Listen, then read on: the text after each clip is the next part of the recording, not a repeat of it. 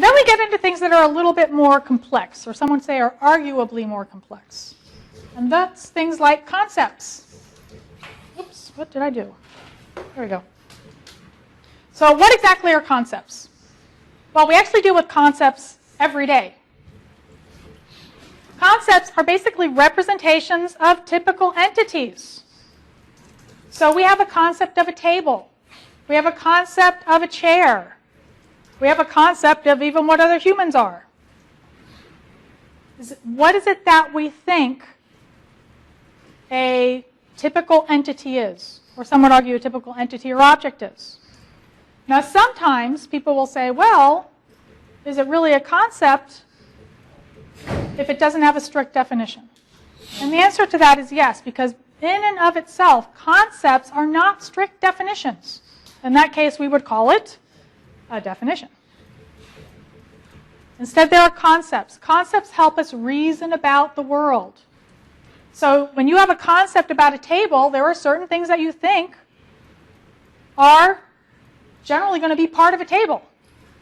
It's not lying on the floor, it has legs. It has a top, a smooth top you can put things on. Those sorts of things. Those are part of the concept. Now, when you're dealing with concepts, you're also dealing with what's called default inheritance in hierarchies. Very, very similar to when we are programming, doing object-oriented programming. Does anyone know what that is? Not object-oriented programming. The hierarchies, inheritance. It's actually a pretty simple concept. People get very nervous about it when they start getting into things like object-oriented programming. Yes? It's like the class and then you have the objects. Yes, it's like a class and then you have objects. And the objects inherit from that class, but they aren't necessarily identical. Let's go back to our example of tables. Right, we have an idea of what tables are. What kinds of tables are there in the real world? This is an easy question. Okay, there are dining room tables. There are coffee tables. Give me one more table. Okay, I heard a whole bunch of voices, didn't understand anything. There's what? Oh. Oh, a knight's table. All right, so those are all tables. They all fit into our concept of tables. So give me one thing that is consistent with all of those that tells us they're tables. They have a nice flat surface on the top. So they have all inherited that from our general concept of tables. Name one thing that's different between them, or potentially different. The amount of legs they have? The number of legs, the size, the shape, the height, the material they're made of. Right, so there are certain things that they have inherited, such as the smooth top and other things that are specific. So we will have a general concept of tables, and then we have specific concepts of specific types of tables. Pretty simple, right? Now, when we look at concepts, there are actually a lot of philosophers that have looked at concepts. There are a lot of people in different areas. There are computer scientists that looked at concepts. There are psychologists that have looked at concepts. Right? There are philosophers. So when you look at concepts, there are a number of different ideas of how exactly we should define concepts. I'm going to go over 3 of the major ones because it's going to give you an idea of how the mind works, and it also makes it more familiar to you when this is brought up later in the semester. So, the use of the nature of concepts are often described in 3 different ways, as frames, scripts, and schemas. So first they're frames. Frames was suggested by Minsky. And when he was thinking of frames, he was thinking of them more in terms of computing. So he thinks of them as conceptual structures and containers with default values. If we go back to our table, we have an idea of a concept.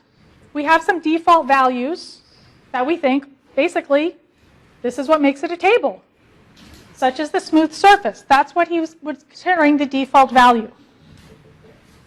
Then there's Schenck and Abelson. And they decided to look at not just objects, but also the social world, because we as humans are social. And so, in looking at that, they came up with the concepts of scripts by looking at our social knowledge. Because they said, you know, when we're dealing with social concepts, it's not just an object, it's how do we accomplish things, how do we do things. So a script is basically, how do you do something? So just as in the computational world, when we write a script, it's to get our system to do something. Same concept with humans. So if you go and you start thinking about, how do I drive from my house to FIU, there are certain steps. That's a script. It's how you do that. And then there are things called schemas. And schemas was suggested by Piaget. He was a developmental psychologist. And he looked at it in terms of a cognitive framework or concept that helps us organize and interpret information. He looked at it more in terms of, how do children learn how to develop these concepts? What is the process they go through? How does it change over time? So the concept of a dog, the concept of a horse, and those sorts of things. And what he did was he went and he took that idea and he said, all right, let's see how we learn about the world, because then we can apply that to other areas. I'm going to give you a quick example. My favorite example, because I get to bring up my children. So I have a 5-year-old. When she was younger, she was used to cute furry animals called cats, because we have cats in the house. And I also happen to love horses. I go horseback riding. So I take her out to the barn one day, and she takes a look at that horse, and she kind of smiles and points and says, "Kitty." Why would she do that? Well, because she was taking her concept of cats, and it kind of fit, right? It was furry. Didn't look like a human. It had 4 legs. It had a tail. You could pet it. You could feed it stuff. It's a cat, right? Okay, not so much. So then I had to go and tell her, okay, no, this is a horsey. Now her concept is changing. Now she has a horse concept, and she has a cat concept. We actually still do that, even as adults. It just tends to be a little more subtle and a little more complex, and we tend not to notice that we're doing it, because we already have a lot of knowledge. So some will argue that if you look at Piaget's idea of schemas and how schemas are handled, it actually encompasses these ideas of frames as well as the ideas of scripts. That's arguable, of course. Now, there are also those who will argue that there are some concepts that are innate and some that are learned. Right? So we saw how concepts can evolve from one concept to a new concept. Right? They can change over time. Some will say we have innate concepts like our understanding of physical objects, something that either we are born with or that is there very early on. So when, how many of you have played peekaboo with a baby? They think it's hilarious, don't they? They do, they love it. And the idea is that that's a concept that's actually innate, because you're playing with their idea of how the world works and whether objects are permanent or not. Then, of course, there are things that are learned, such as the example that I gave you where a child learns how to distinguish between different kinds of animals. Now, I want you to think about this in terms of computing technology. So first we had desktops, right? And then laptops came along.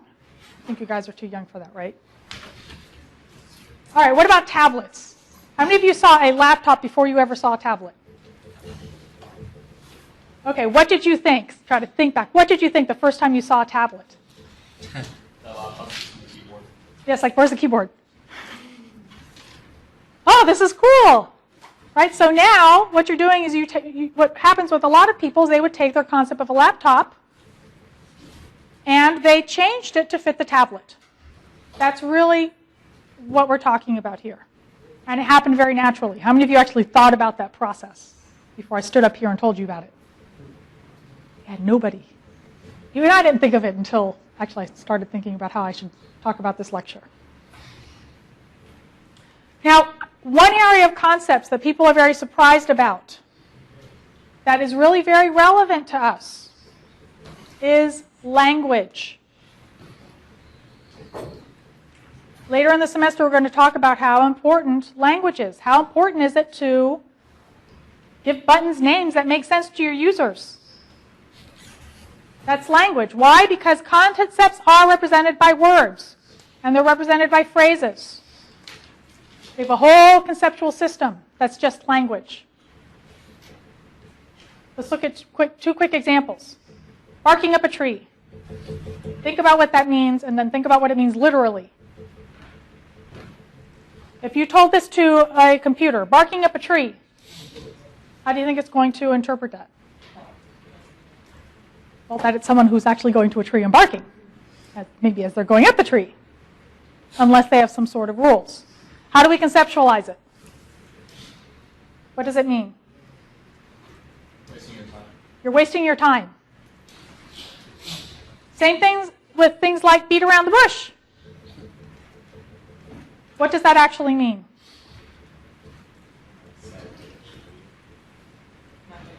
Not getting to the point.